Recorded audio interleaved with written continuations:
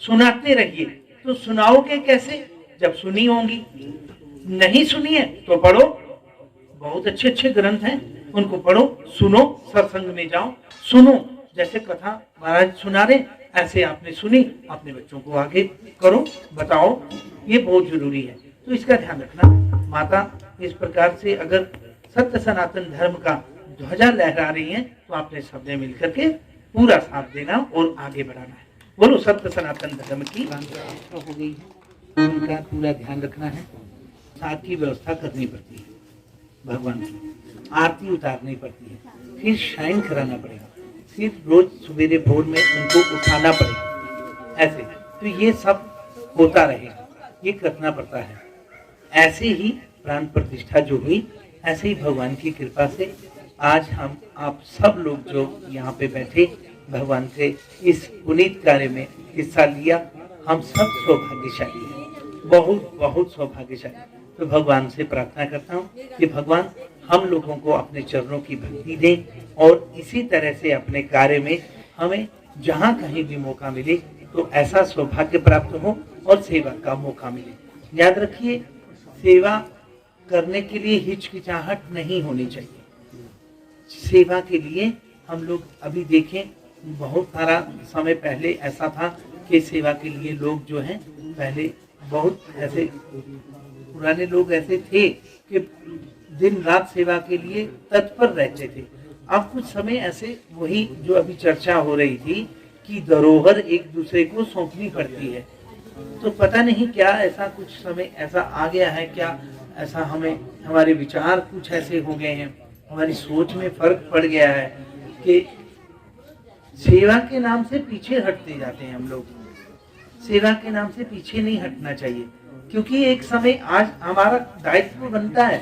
आज हम लापरवाह हो गए, अगर हम लापरवाह हो गए कि नहीं जी कोई नहीं सेवा कर लेंगे, फिर कर लेंगे, या फिर असें के भेज दिया और करन जो नहीं, तो ये वही वाली बात हो गई कि एक लाइन में 10 घर हैं ऐसे, और पहले वाले घर के पास किसी ने बाहर से किसी ने कूड़ा फेंका, कूड़ा कचरा। तो वो आदमी परेशान हो रहा है कि भाई मेरे घर में दरवाजे पे कोई इधर उधर कचरा फेंकता है। तो उन 10 घरों के लोगों से आपस में उसने मीटिंग करके सलाह की कि भाई मेरा साथ दो। इकट्ठे तो हो गए लेकिन साथ नहीं दिया। क्यों? बोले अपने आप निपटेगा, हमारा क्या, हमारे घर के आगे थोड़ी कोई फेंक रहा है, हम क्यों लड़ाई लें। ऐसा अब सुनिएगा ध्यान से, वो क्या कह रहे हैं कि हमारे घर के आगे तो फेंका नहीं है तो हम क्यों लड़ें। वैसे तो देखा जाए तो सही बोल रहा हूं, लेकिन अगर सामाजिक तौर पे देखें, अगर समाज के हिसाब से, तो हमें हमारा दायित्व बनता है कि हम सारे मिलके उस कचरे को फेंकने वाले को, व्यक्ति को मना करें और उसे रोकें। अभी नहीं रोकेंगे तो वो आगे भी नहीं रुकेगा नहीं। रोकना है, टोकना है। तो क्या होता है कि रोज उसके घर के आगे फेंक रहे हैं और वो आदमी परेशान हो रहा है। तो एक दिन ऐसे ही बातें करते करते कि हम नहीं उसे बात करेंगे, हमारे घर के आगे तो हम तो ठीक है भाई, हमारा घर तो साफ है, सामने कोई नहीं। तो एक दिन क्या हुआ, दूसरे घर के आगे भी फेंकना शुरू कर दिया, तीसरे पे भी शुरू हो गया। वो कहते छोड़ो ऐसे ही लेना देना, लेकिन करते करते वो सब पे आ गया। अब वो लगे मीटिंग करने कि नहीं जी ये काम खराब है, ये ठीक नहीं है। मतलब ये कहने का जब अपने पे आती है तो तब काम खराब है। तो इसका मतलब ये नहीं होना चाहिए, उसको पहले पे ही रोक दो, रुक सकता है। ये चीजें, ये सेवा का भाव हम सब लोगों के मन में सदियों से जो चलता आया, अब धीरे धीरे लुप्त हो रहा है, तो इसे लुप्त नहीं होने देना है। सेवा का भाव कभी भी कम नहीं होने देना। कुछ भी हो, कैसे भी हो, अपने सेवा भाव कभी नहीं छोड़ना। कभी भी किसी समाज की सेवा, अपने परिवार की सेवा, अपने घर को साफ सुथरा रखना, पहले सबसे पहले अपने घर से शुरू करते हैं लोग। बाहर से नहीं करना है, कभी मठ मंदिर में नहीं जाना है। पहले अपने घर को साफ, जैसे झाड़ू लगाते हैं, उठते हैं सवेरे झाड़ू पोछा लगाते हैं, सबसे पहले अपने घर को साफ सुथरा बनाओ, खूबसूरत, अच्छा। कूड़ा पड़ा हो, कहीं पे कोई पन्नियां पड़ी हो आपको घर के आसपास, उठा लो, शर्म मत करो, शर्म मत करो।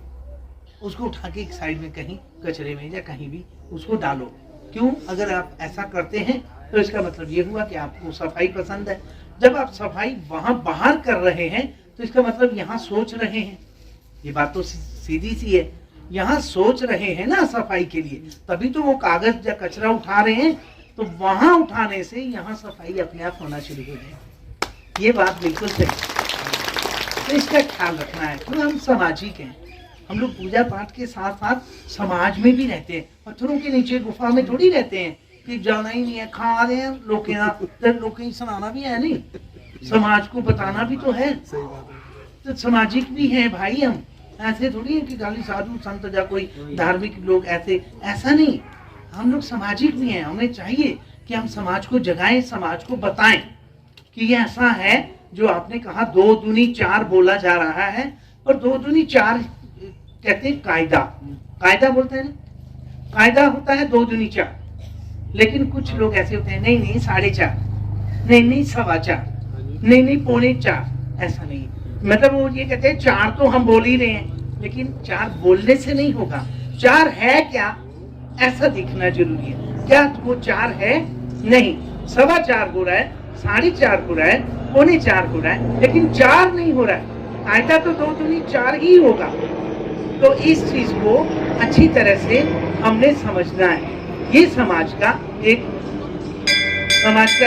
सुधार के लिए एक मार्ग है कि हम सब लोग मिलकर के सत्य सनातन धर्म की ध्वजा को समझें और आगे बढ़ाते रहें।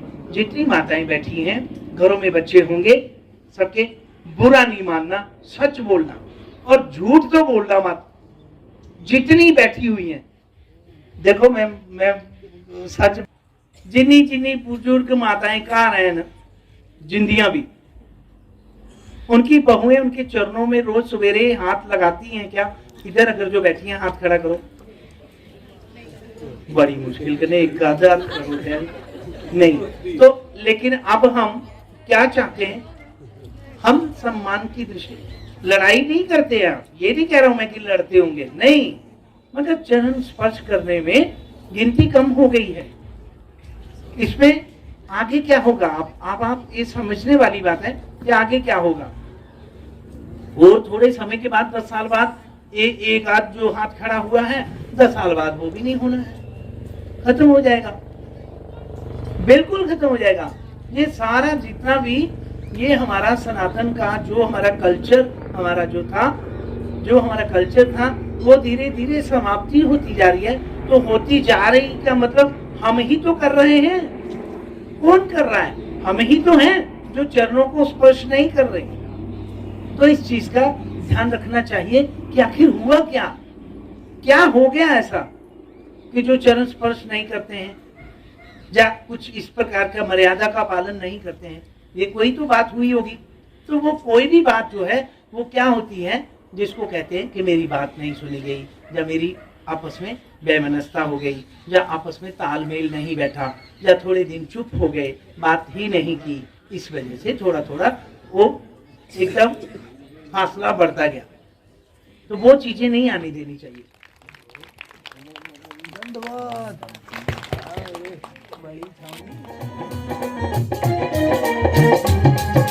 कधी ते खांदे चना चवेला, कधी ते खांदे चना चवेला, कधी ते खांदे चना, लगता लंबे खीरा दी मारे।